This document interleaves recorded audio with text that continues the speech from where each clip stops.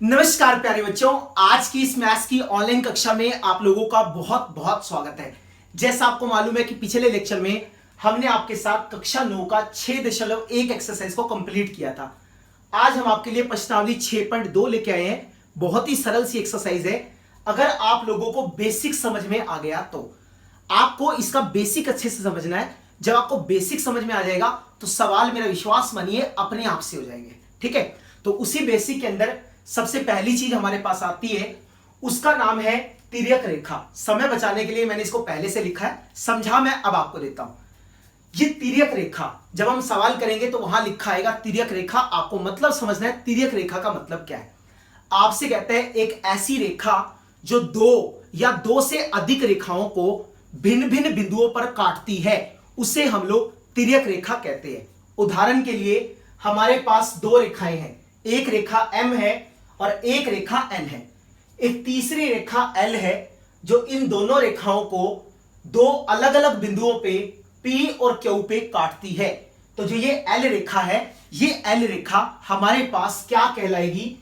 ये वाली जो L रेखा है, ये वाली L रेखा हमारे पास तिर्यक रेखा कहलाएगी। ठीक है, क्या होगा? तिर्यक रेखा। एक ऐसी रेखा जो दो रेखाओं को अलग अलग बिंदुओं पर काटती है। मैंने लिखा दो या दो से अधिक, कहने का मतलब यहां पे एक रेखा और भी हो सकती है। ठीक है ना, तो कहने का मतलब है एक ऐसी रेखा जो दो रेखाओं को अलग अलग बिंदुओं पे काटती है, उसको हम लोग क्या कहते हैं? तिर्यक रेखा कहते हैं। M एक रेखा है, N एक रेखा है, एक रेखा L है जो इन दोनों रेखाओं को दो अलग अलग बिंदुओं P और Q पे काट रही है। इसलिए जो L हमारे पास है वो क्या है? एक तिर्यक रेखा है। अरे भाई ठीक है, चलिए अब देखते हैं। जब एक तिर्यक रेखा दो रेखाओं को काटती है तो उस समय कुछ कोणों के युग्म बनते हैं। युग्म का मतलब क्या है? जोड़ा। कुछ कोण बनते हैं। तो देखते हैं आपसे क्या कहते हैं। आप क्या लिखोगे? जब एक तिर्यक रेखा, ठीक है, जब एक तिर्यक रेखा दो रेखाओं को प्रतिच्छेद करती है, दो रेखाओं को प्रतिच्छेद करती है। अरे भाई ठीक है ना, दो रेखाओं को प्रतिच्छेद करती है, तब कुछ कोणों के युग्म बनते हैं। तब कुछ कोणों के युग्म बनते हैं। ठीक है, उन कोणों के युग्मों की पहचान करनी है और उनके नाम हम लोगों को अच्छे से याद करने हैं। मैं आपको सिखा रहा हूं, ध्यान से सुनना मेरी बात को। ठीक है, सबसे पहला कोण आपको यह नजर आ रहा है, इसका नाम दे देते हैं कोण 1। उसके बाद हमें यह नजर आ रहा है तो इसका नाम दे देते हैं 2। फिर हमें यह वाला कोण नजर आ रहा है, इसका नाम दे देते हैं 3। उसके बाद यह वाला कोण है, इसका नाम है 4। फिर यह वाला कोण है, इसका नाम है 5। यह वाला कोण है, इसका नाम है 6। ये वाला कोण है, इसका नाम है 7। और ये वाला कोण है, इसका नाम है 8। ऐसा मत सोचना कि बाकी सबको बाहर लिख दिया, इसको अंदर लिख दिया। आप बेशक इसको बाहर लिख लो, कोई फर्क नहीं पड़ता है। ठीक है, तो जब एक तिर्यक रेखा ने दो रेखाओं को प्रतिच्छेद किया तो उससे हम लोगों को अलग अलग कोणों के युग्म प्राप्त हुए। तो कुछ कोण बने 1 2 3 4 5 6 7 8। अब इनको अलग अलग नाम देने हैं और समझना है कि किस कोण को क्या कहते हैं। ध्यान से समझना, क्योंकि इसके बिना 6.2 समझ आने वाली नहीं है। ठीक है, अब ध्यान से देखिए, जो कोण 1 और 2 है वो रेखा से ऊपर की तरफ है। जो कोण 7 और 8 है वो रेखा से नीचे की तरफ है। इसका मतलब इसके बीच में जो कोण है उनको हम बोलते हैं अंतः कोण। ये ऊपर की तरफ है, ये नीचे की तरफ है, इसका बाहर की तरफ है। तो इसको हम लोग नाम देते हैं किसका? बाह्य कोण का। तो अगर आपसे पूछा जाए इसके बीच में बाह्य कोण कौन से हैं, तो आप बोलोगे बाह्य कोण कौन से हैं? एक है 1 और 2। उसके बाद अगला कौन सा है? अगला है 7 और 8। अरे ठीक है ना, जो बाह्य कोण है, अगर आपसे बोला जाए बाह्य कोण का युग्म बताओ तो आप लिखोगे 1 और 2। युग्म का मतलब दो कोण जोड़ा, तो 1 और 2। ऐसे ही अगर आपसे बोला जाए तो हम बाहर की तरफ कौन बन रहा है? 7 और 8, तो हम इसको बोलते हैं बाह्य कोण। ठीक है जी। फिर उसके बाद हमारे पास जो अगली चीज आती है, उसका जो नाम होता है, उसका नाम हमारे पास क्या है? उसका नाम हमारे पास है अंतः कोण। अंतः कोण का मतलब जो अंदर की तरफ बने हैं।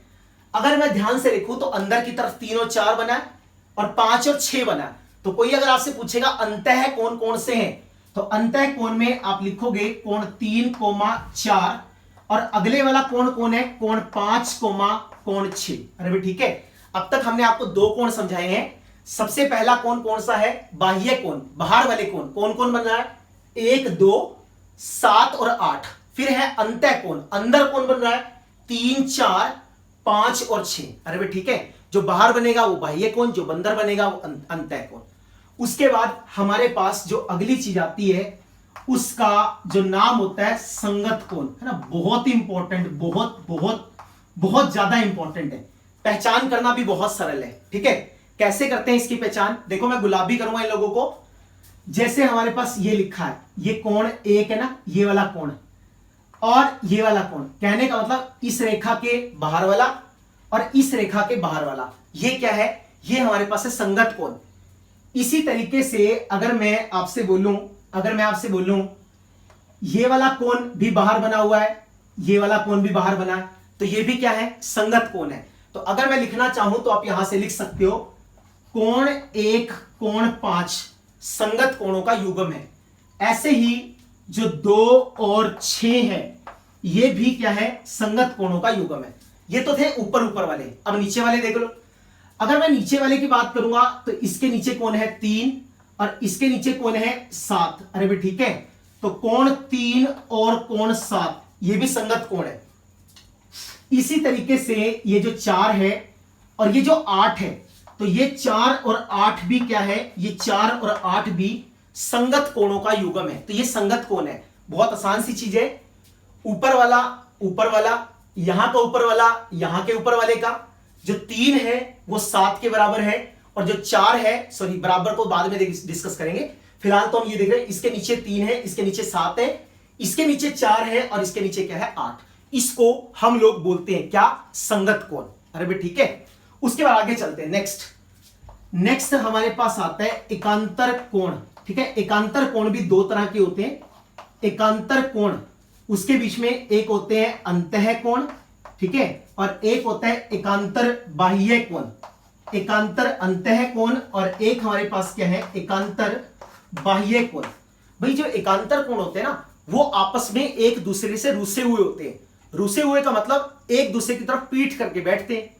जैसे ध्यान से देखना, जैसे देखो एक तो हमारे पास ये बन रहा है 3 और एक जो है वो मुंह सुजाए इधर की तरफ बैठा है, ए ऐसे करके। 3 और 6 है ना, रुसे हुए बैठे हैं। 3 इस साइड बैठा है, 6 इस साइड बैठा, ये एकांतर कोण है। तो अंतः कोण में लिखेंगे 3 और 6, ये क्या है, एकांतर कोण है, एकांतर अंतः कोण। आप बोलोगे सर ये भी तो ऐसे ही बैठा, 4 और कौन सा, 5। तो जो 4 और 5 है ये भी क्या है, एकांतर अंतः कोण है। तो हमने इसको लिख दिया 4 और 5। मैं इसको प्यार से नाम देता हूं रुस्सू कोणों का, है ना। ये रुस्से हुए कोण है। एक इधर मुंह करके बैठा है, एक इधर मुंह करके बैठा है। शीर्षाभिमुख का देख लो कितने अच्छे हैं, एक दूसरे की तरफ थोबड़ा लगा कैसे बैठे रहते हैं। एक यहां पे, फिर दूसरा यहां पे। ये वाला और ये वाला कोण बराबर है, क्या बोलते हैं, शीर्षाभिमुख कोण। सही है कि नहीं है।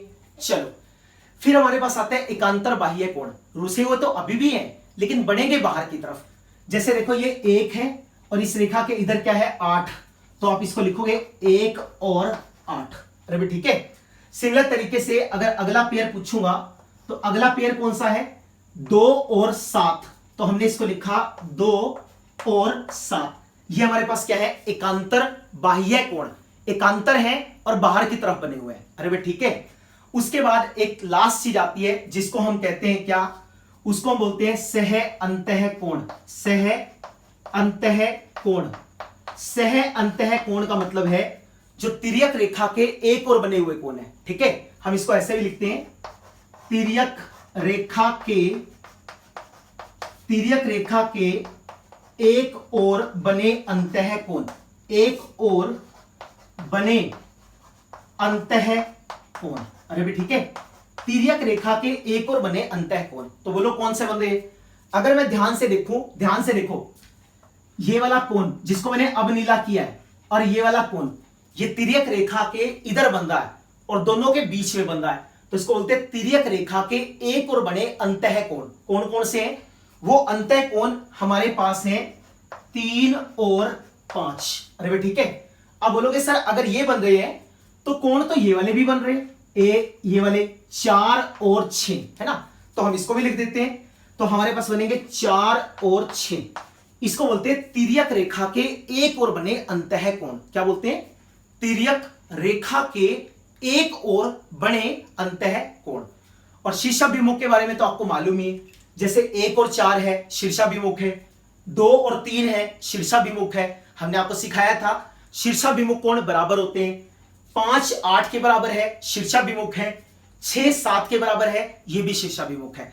तो जब भी एक तिर्यक रेखा दो रेखाओं को प्रतिच्छेद करती है तो उससे कुछ कोणों के युग्म बनते हैं। सबसे पहली चीज थी अंतः और बाह्य। जो बाहर की तरफ बने हैं वो बाह्य कोण, जैसे 1 2 7 8 ये बाह्य है, 3 4 5 6 ये अंतः है। अगली चीज हमने सिखाई संगत कोण। ऊपर वाला ऊपर वाला ऊपर वाला ऊपर वाला, ऐसे नीचे वाला नीचे वाला नीचे वाला नीचे वाला। 1 और 5, 2 और 6, 3 और 7, 4 और 8 क्या है? संगत कोण है। उसके बाद अगला था एकांतर कोण। दो तरह के, अंदर की तरफ बाहर की तरफ। हमने प्यार से बोला रुसे हुए कोण। एक इधर बैठा है, एक मुंह करके इधर बैठा। 3 और 6 इस एक रेखा के इधर है, एक रेखा के उधर है। इसको बोलते हैं एकांतर अंतः कोण। इसको भी बोलते हैं एकांतर अंतः कोण। एक इधर बैठा है, एक इधर बैठा, एकांतर बाह्य कोण। एक इधर है और एक इधर है, एकांतर बाह्य कोण। ठीक है।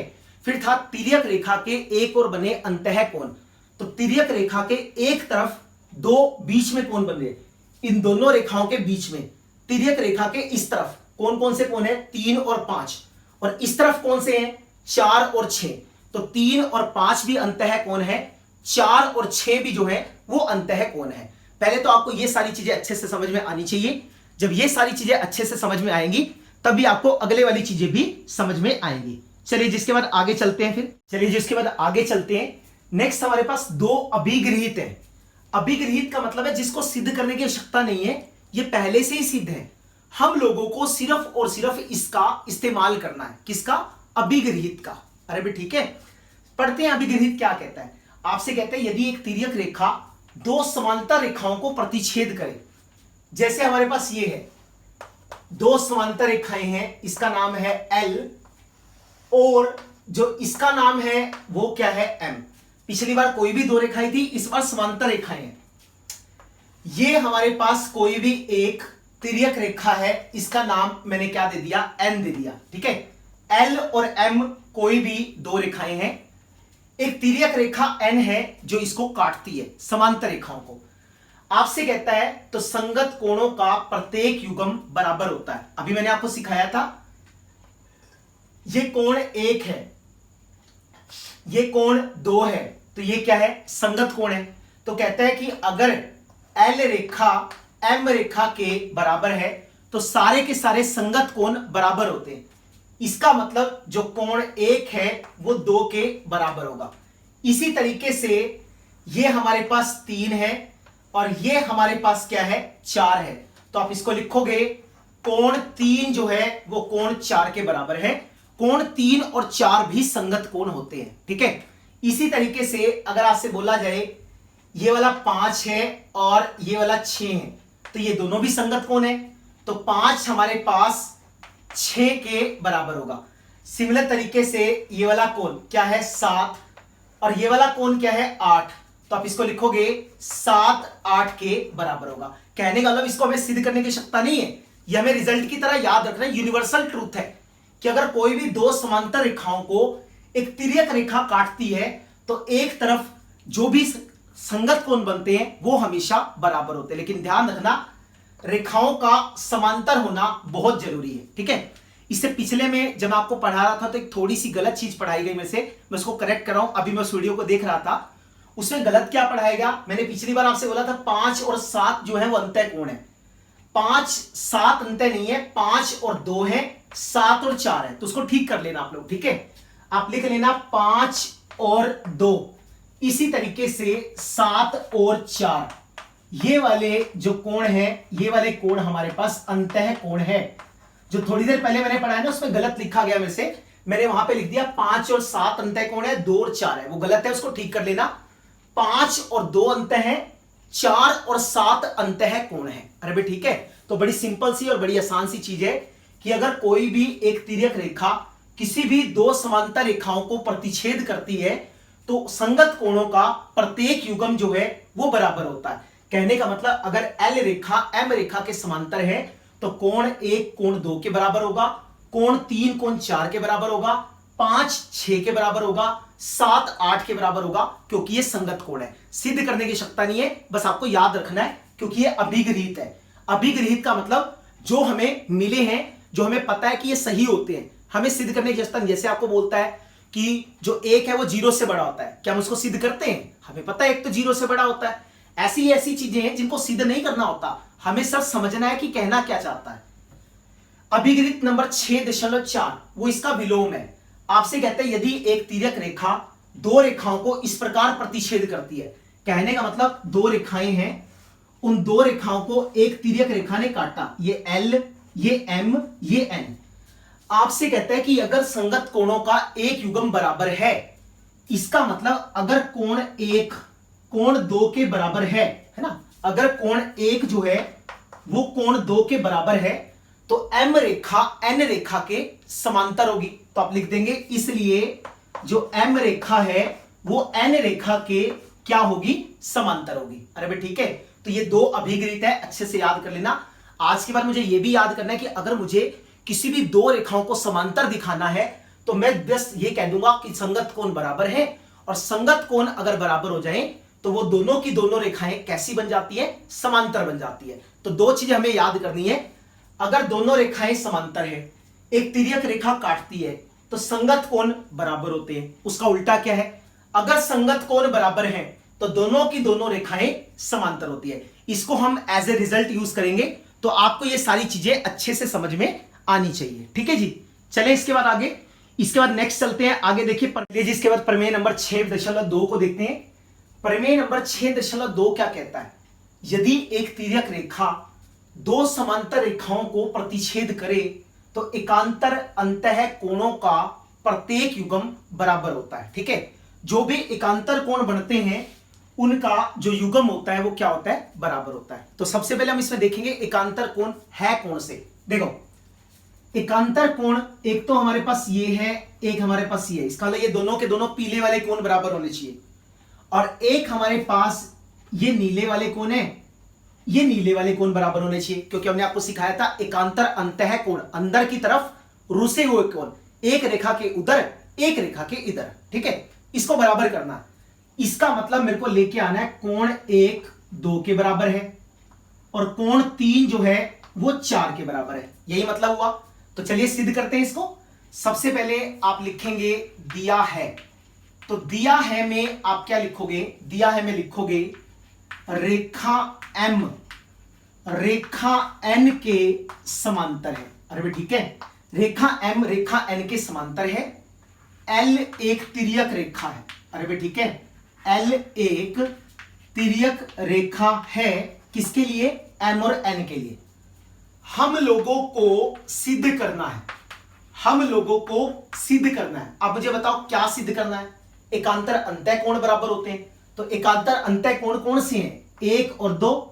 तो हम यहां से लिखेंगे मुझे सिद्ध करना है 1 2 के बराबर है। और अभी एक कोण इधर बनता है, एक रेखा के इधर बनता है, एक इधर बन रहा है, एक रेखा के इधर बन रहा है। ठीक है, तो हम इसको लिखेंगे 1 2 के बराबर है और 3 जो है वो 4 के बराबर है। सही है। इसके बाद हम लोगों को दिखाना है प्रमाण। प्रमाण का मतलब सिद्ध करना है, ऐसा क्यों है? अरे भाई ठीक है, बिल्कुल आसान सा सवाल है यार, कुछ भी नहीं है। एक समझ लो, दूसरा अपने आप से हो जाएगा।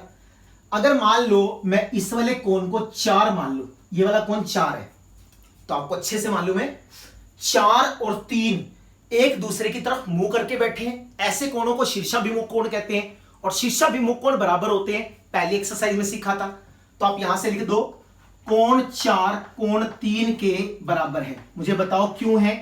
क्योंकि भाई साहब ये वाले जो कोण है, ये वाले कोण शीर्षाभिमुख कोण है, और शीर्षाभिमुख कोण हमेशा बराबर होते हैं। कोई बात नहीं, बहुत बढ़िया चीज है।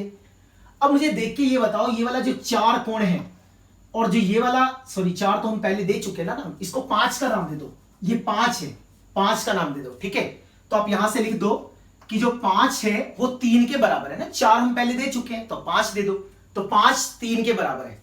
अगर मैं ध्यान से देखूं तो ये जो 5 है और ये जो नीले वाला 4 है, ये दोनों भी बराबर है। क्यों है? क्योंकि ये दोनों समांतर रेखाएं हैं और मैंने आपको पिछले अभिगणित में पढ़ाया था, अगर एक तिर्यक रेखा दो समांतर रेखाओं को काटेगी तो उससे संगत कोण हमेशा बराबर होंगे। तो आप लिख सकते हो कोण 5 कोण 4 के बराबर है। बताओ भाई क्यों बराबर है? अरे भी बताओ क्यों बराबर है यार, बोलते नहीं तो तुम लोग। ये संगत कोण है। आपके तो कैमरे के बीच में से बोले क्या, कोई बात नहीं, मत बोलो, समझ तो लो ना। 5 3 के बराबर है, 5 4 के बराबर है बाबूजी। दोनों की दायां पक्ष बराबर है तो बायां भी बराबर होगा, है ना। तो आप क्या लिखोगे, यहां से लिख सकते हैं कोण 3 जो है वो कोण 4 के बराबर आ जाएगा। अरे ठीक है, इसका दायां पक्ष 5 है, इसका दायां पक्ष 5 है, ये दोनों बराबर हैं तो भाई ये भी तो बराबर होंगे। तो अगर ये बराबर होंगे तो 3 4 के बराबर हो गए। तो एक चीज तो हमने सिद्ध कर दी कि 3 जो है वो 4 के बराबर है। अब हम लोगों को सिद्ध करना है कि कोण 1 2 के बराबर है, बिल्कुल सेम तरीके से ना। नहीं तो फिल्मी स्टाइल में लिखना तो ये लिखो समीकरण नंबर 1, ये समीकरण नंबर 2, और यहां लिख देना समीकरण 1 व 2 से, ठीक है। समीकरण 1 व 2 से, तो समीकरण नंबर 1 और 2 क्या कहता है, 3 4 के बराबर आएगा। अब इधर आ जाओ, अब मुझे लाना है 3 और 4, उसके लिए आप इस कोण को नाम दे दो किसका, 6 का। अब आप क्या बोलोगे, 1 और 6, जो 1 और 6 है ये आपस में क्या है, बराबर है। अरे है कि नहीं है? जो कोण 1 है वो कोण 6 के बराबर है, तो लिखो कोण 1 कोण 6 के बराबर है। बोलो भाई क्यों है? अरे बोलो यार, शीर्षाभिमुख कोण, ये शीर्षाभिमुख कोण है। शीर्षाभिमुख कोण बराबर होते हैं, हमेशा हमेशा बराबर होते हैं। परंतु परंतु परंतु जो 6 है वो तो 2 के बराबर है, जो 6 है वो 2 के बराबर है। क्यों है? क्योंकि ये संगत कोण है। जब भी कोई दो रेखाएं समांतर होती हैं तो संगत कोण बराबर होते हैं, हमें पता है। इसकी राइट हैंड साइड में 6 लिखा है, इसकी राइट हैंड साइड में भी 6 लिखा है, तो सीधी सी बात है ये दोनों भी बराबर होंगे, है ना। आप इसको नाम दे दो किसका, 3 का, इसको नाम दे दो 4 का। तो लिख दो समीकरण 3 व 4 से। अरे ठीक है, समीकरण 3 व 4 से क्या हो जाएगा, बोलो 6 6 बराबर है तो 1 और 2 भी बराबर आएंगे। यही सिद्ध करना था। 1 2 के बराबर है, 3 4 के बराबर है। क्योंकि हमने सिद्ध कर दिया तो आप यहां पे लिख दो इति सिद्धम। इस प्रकार से सिद्ध हो गया। तो कोई बड़ी बात थोड़ी करी, बिल्कुल आसान थी। 5 वाला कोण 3 वाले कोण के बराबर है, शीर्षाभिमुख है। 5 4 के बराबर है, क्यों है, संगत कोण है। तो सीधी सी बात है 3 4 के बराबर हो गया, एकांतर कोण है। तो हमें याद रखना है अच्छे से, जब भी कोई एक तिर्यक रेखा दो समांतर रेखाओं को प्रतिच्छेद करती है तो संगत कोण तो वैसे ही बराबर हो जाते हैं और उसके जो एकांतर कोण होते हैं वो भी हमेशा बराबर होते हैं। जब भी मुझे किसी दो रेखाओं को समांतर करना होगा, या तो मैं संगत रेखाओं को दिखाऊंगा कि दोनों संगत कोण बराबर है, और या फिर मैं एकांतर कोण को दिखाऊंगा कि एकांतर कोण बराबर है। ठीक है जी, समझ में आ गया। चलें फिर आगे नेक्स्ट प्रमेय पे चलते हैं। प्रमेय नंबर 6.3, उसको देखिए वो आपसे क्या कहता है। तो भाई चलिए उसके बाद प्रमेय नंबर 6.3 को देखते हैं। आपसे क्या कहता है, एक तिर्यक रेखा दो रेखाओं को इस प्रकार प्रतिच्छेद करती है कि एकांतर कोणों का एक युग्म बराबर है। तो हमें सिद्ध करना है दोनों रेखाएं क्या होंगी, समांतर होंगी। अरे भाई ठीक है, दो रेखाएं हैं M और N, उनको एक तिर्यक रेखा L काट रही है और इस तरीके से काट रही है कि एकांतर कोणों का एक युग्म बराबर है। एकांतर कोण कौन से होते हैं, एक इधर बन रहा, एक इधर बन रहा। इसका मतलब कोण 1 2 के बराबर है। हमें सिद्ध करना है कि M N के समांतर होना चाहिए। अभी थोड़ी देर पहले मैंने आपको सिखाया था, अगर संगत कोण बराबर हो तो रेखाएं समांतर होती है। तो किसी तरीके से संगत कोणों को बराबर दिखा दो, रेखाएं तो अपने आप समांतर बन जाएंगी, है कि नहीं है। चलो शुरू करते हैं। अब देखो ध्यान से देखना। मैंने एक कोण ले लिया, यहां पे 3 ले सकता हूं, कोई बड़ी बात नहीं। आप कहोगे सर कोण 1 जो है ना वो 3 के बराबर है कि नहीं। आप इसको लिखो, क्या लिखेंगे, यहां पे हमने लिखा प्रमाण। तो प्रमाण में क्या कहोगे, कोण 1 कोण 2 के बराबर दिया है, हमने कुछ करा ही नहीं, भाई शरीफ है, पहले ही दे रखा है, समीकरण नंबर 1। फिर आपसे कहता है कि जो कोण 1 है वो किसके बराबर है? अरे भाई कोण 1 3 के बराबर है। क्यों है? एक दूसरे की तरफ मुंह करके बैठे, शीर्षाभिमुख कोण है, हमेशा बराबर होते हैं, तो लिख देंगे शीर्षाभिमुख कोण। ठीक है, शीर्षाभिमुख कोण है ये, तो हमने इसको नाम दे दिया 2 का। तो अब देखो क्या लिखोगे, समीकरण 1 व 2 से, समीकरण 1 व 2 से क्या होएगा? इनका दाया पक्ष क्या है? कोण 1 और कोण 1, तो इसका मतलब बाया पक्ष भी बराबर होना चाहिए, तो 2 बराबर होना चाहिए किसके? 3 के, 2 3 के बराबर होना चाहिए। इसका मतलब 2 3 के बराबर है, और अगर 2 3 के बराबर है तो 2 और 3 क्या है? संगत कोण है। तो क्या लिखोगे? परंतु कोण 2 तथा 3, परंतु कोण 2 और कोण 3 संगत कोण है, और संगत कोणों की खासियत होती है जिन भी रेखाओं के साथ बनते हैं उनको समांतर कर देते हैं। इसलिए जो M रेखा है वो N रेखा के क्या होगी? समांतर होगी। अरे भाई ठीक है, जो M रेखा है वो N रेखा के क्या होगी? समांतर। इतना छोटा सा प्रूफ था, इतना आसान मिलेगा कहीं पे? 1 2 के बराबर दे रखा है, एक अंतर कोण है, 1 3 के बराबर है, शीर्षाभिमुख कोण है, दोनों की दायां पक्ष बराबर है, तो इसका मतलब ये भी बराबर होने चाहिए, तो 2 3 के बराबर हो गया। 2 और 3 संगत कोण है, संगत कोण बराबर होते हैं तो रेखाएं समांतर हो जाती हैं। अभिगृहित पढ़ाया था मैंने 6.3। ठीक है जी, तो उम्मीद करते हैं आपको ये समझ में आ गया होगा। इसके बाद हम अगले प्रमेय पे चलते हैं, जो कि है प्रमेय नंबर 6.4। इसके बाद प्रमेय नंबर 6.4 को देखते हैं। प्रमेय 6.4 क्या कहता है? यदि एक तिर्यक रेखा 2 समांतर रेखाओं को प्रतिच्छेद करे तो तिर्यक रेखा के एक और बने अंतः कोणों का योग 180 डिग्री होता है। कई किताबों में ऐसा भी लिखा है समपूरक होता है। अगर आपको याद होगा तो हमने आपको सबसे पहले लेक्चर में बताया था संपूरक कोण वो कोण होते हैं जिन कोणों का योग 180 डिग्री होता है। तो M रेखा N रेखा के समांतर है, जो मैंने बीच में निशान डाल रखा है ना, ये समांतर का निशान होता है, तो M रेखा N रेखा के समांतर है। ठीक है, जो L है वो एक तिर्यक रेखा है, इस तिर्यक रेखा के एक और इन दोनों रेखाओं के बीच में 2 कोण बढ़ रहे हैं। कौन कौन से? 1 और 2। ऐसे ही अगर मैं यहां से देखूंगा तो 3 और 4 ऐसा बनेगा। मुझे यह दिखाना है कि ये जो अंतः कोण बन रहे हैं इनका योग 180 डिग्री होगा। इसका मतलब मेरे को यह सिद्ध करना है कि कोण 1 जमा कोण 2 किसके बराबर आएगा? 180 डिग्री के बराबर आएगा। तिर्यक रेखा के एक और बने अंतः कोणों का योग 180 डिग्री होता है। ठीक है, तो बड़ा सिंपल सी चीज है। देखो प्रमाण देखते हैं, इसका प्रमाण कैसे आएगा? बिल्कुल सिंपल है। हमने इस वाले कोण को कोण 3 मान लिया, मान सकते हैं। अगर मैं आपसे कहूं कि कोण 1 जमा कोण 3 कितना होगा, तो आप बोलोगे दोनों के दोनों आसन कोण हैं, और आसन कोणों का रैखिक युग्म होता है 180 डिग्री का। तो कोण 1 जमा कोण 3 180 डिग्री के बराबर है, जिसको हम लोग क्या कहते हैं? रैखिक युग्म कहते हैं। तो ये रैखिक युग्म है। अरे भाई ठीक है, ये रैखिक युग्म है। अब आप लिखोगे जो कोण 3 है वो तो कोण 2 के बराबर होता है, तो लिख दो कोण 3 कोण 2 के बराबर है। अरे है कि नहीं है भाई? क्यों है? क्योंकि ये हमारे पास क्या है? ये हमारे पास संगत कोण है, और संगत कोण हमेशा बराबर होते हैं। तो 3 की जगह पे 2 लगा दो, 3 की जगह पे 2 लगा दो, तो क्या हो जाएगा? कोण 1 जमा कोण 2 किसके बराबर आएगा? 180 डिग्री। यही सिद्ध करना था, तो लिख दो इति सिद्धम।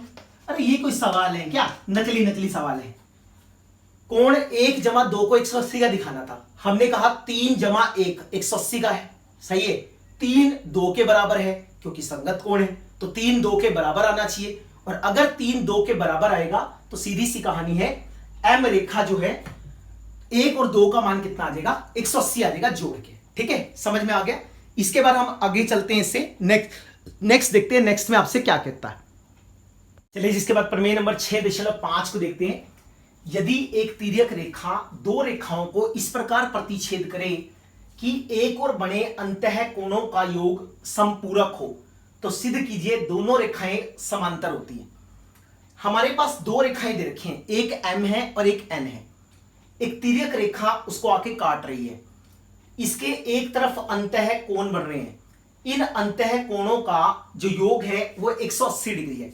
अब हमें यह सिद्ध करना है ये दोनों रेखाएं समांतर होती हैं। पिछले में क्या किया था, दोनों समांतर थी, दोनों का योग 180 किया था। अब क्या कर रहे हैं, एक योग 180 है, दोनों रेखाएं समांतर होंगी। अरे भाई ठीक है, बड़े सिंपल सा और आसान सा सवाल है, आपको बिल्कुल प्यार से और ध्यान से देखना है।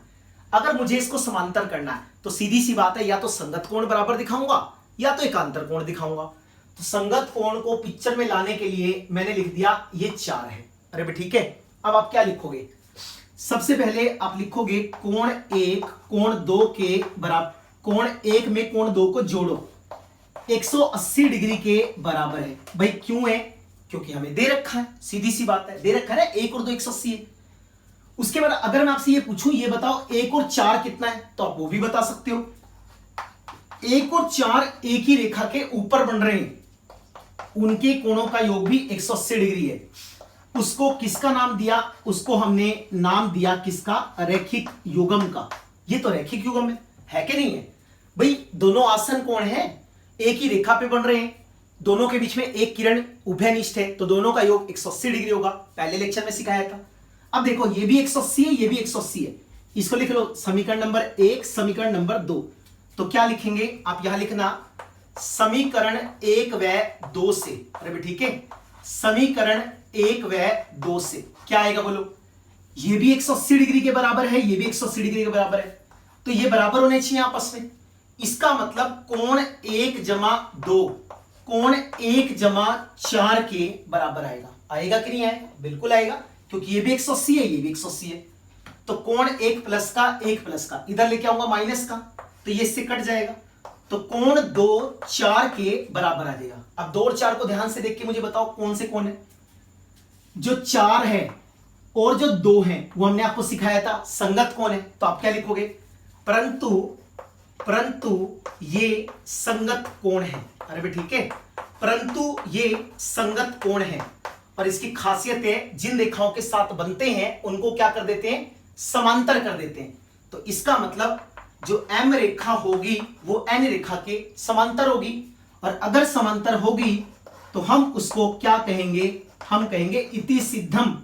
हम लोगों ने सिद्ध कर दिया कि अगर अंतः कोणों का योग बराबर, अंतर कोणों का योग जो है वो 180 डिग्री है, तो दोनों रेखाएं आपस में क्या होंगी, समांतर होंगी। तो बिल्कुल आसान सी चीज थी, कोई दिक्कत ही नहीं। ठीक है जी, तो चलिए जी आज के वीडियो लेक्चर में इतना ही। बिल्कुल सिंपल सी चीज है, मैं रिपीट कर देता हूं दोबारा से। देखो 1 और 4 को जोड़ोगे तो 180 रैखिक युग्म है, 1 और 2 को जोड़ोगे तो भी 180, क्योंकि हमें दे रखा है दोनों 180 है, तो 4 जमा 1 और 1 जमा 2 बराबर है, 1 से 1 कट गया, 2 4 के बराबर हो गया। लेकिन ये तो संगत कोण है, जिन भी रेखाओं के साथ बनते हैं उनको समांतर कर देते हैं, इसलिए M रेखा N रेखा के समांतर हो गए। ठीक है जी, तो आज के वीडियो लेक्चर में इतना ही। सिर्फ एक प्रमेय बचा है, उसको मैं नेक्स्ट लेक्चर में कराऊंगा, और साथ में जो हमारी एक्सरसाइज है उसके 2 3 4 जितने भी क्वेश्चन हो पाएंगे वो नेक्स्ट में करेंगे। अच्छे से इसको पढ़ते रहिए। जो सैटरडे को आपका क्विज होने वाला है, कम से कम 1 या 2 क्वेश्चन आपको इन बेसिक्स में से मिलेंगे, तो इसको अच्छे से समझिएगा, हल्के में नहीं लेना।